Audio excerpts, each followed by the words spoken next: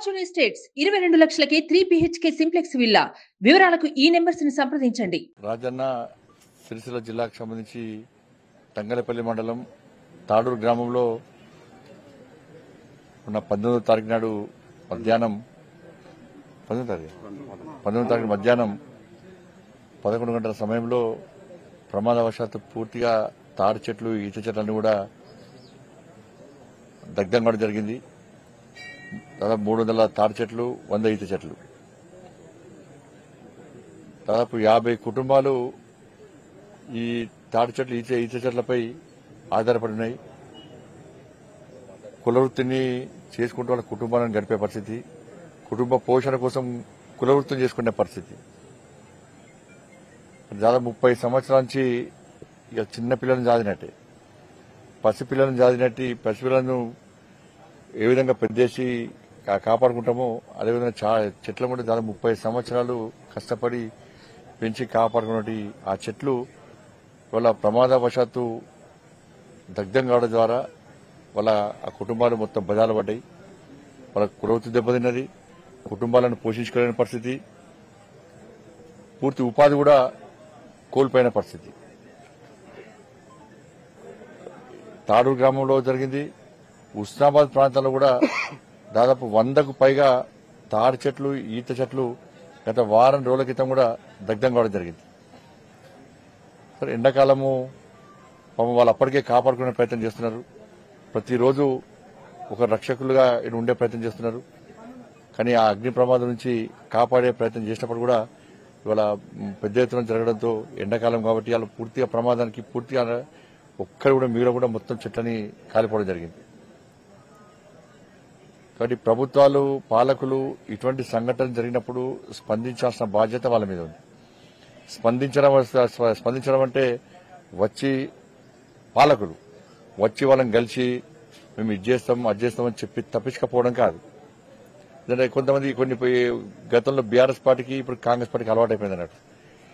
ప్రమాదం జరిగిన చచ్చిపోతే సంతాపం, బతుకుంటే పరిహారం ఇస్తారంటే ఇయ్యరు, ఏమి ఇయ్యరు. ఇలా తాడి చెట్టు మిగలి ఇతర కింద పడిపోతే ప్రమాదవశాత్తు చనిపోతే ఆదుకోవడం ముఖ్యమే, కానీ అదే ముఖ్యం కాదు.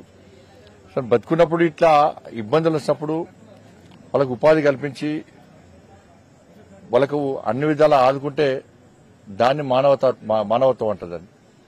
ఇటువంటి పరిస్థితుల్లో రాష్ట్ర ప్రభుత్వం వెంటనే స్పందించాల్సిన అవసరం ఉంది.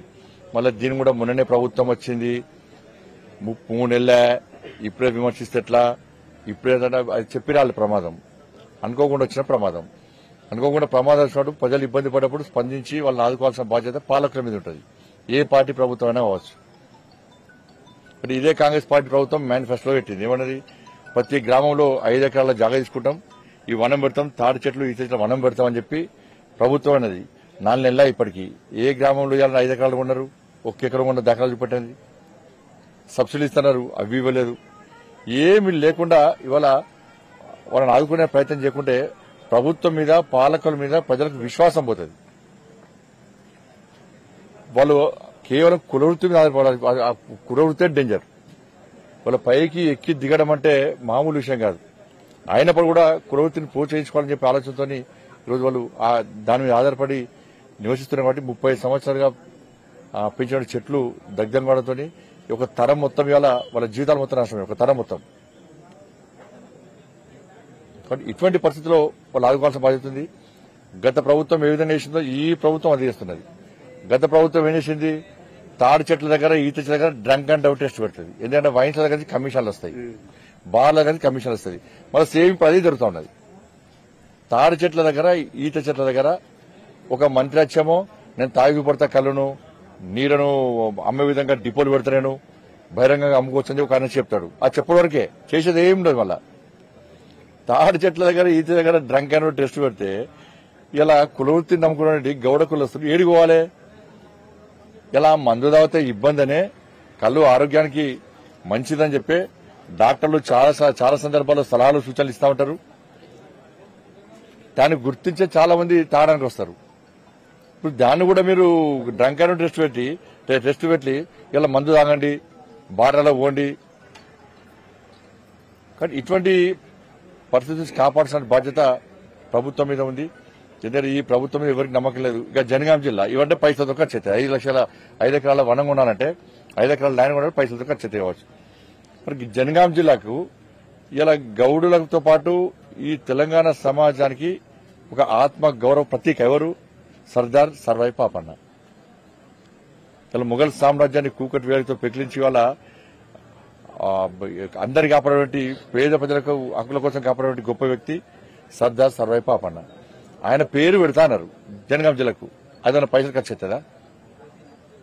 ఎవరు అడ్డుకున్నారు? ఎవరు వద్దన్నారు? ఆ పేరు ప్రకటించడానికి కారణం ఏంది?